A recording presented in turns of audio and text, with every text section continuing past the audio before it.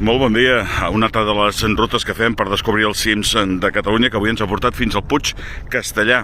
Un cim que es troba entre Santa Coloma de Gramenet, el barcelonès, i Montcada i Reixac, el Vallès Occidental, i que és un excel·lent mirador sobre tots els pobles i la ciutat de Barcelona, òbviament, Badalona, Sant Adrià del Besòs, Santa Coloma de Gramenet, Montcada i Reixac, o Barcelona, aquí veiem Collserola, veiem Montjuïc, es veu al mig perfectament la Sagrada Família, i a l'altra banda, doncs, una vista esplèndida des d'aquest cim de 302 metres, que és cim essencial del repte de la Federació d'Entitats Excursionistes de Catalunya. Veiem a darrere de tot la zona de Montserrat, que es perfila esplèndida, la Mola i els cims que també formen part de la ruta que hem fet, cims del Vallès Occidental, en aquest cas el turó del Pou del Glaç, el turó de Donadeu, el turó de la Coscollada.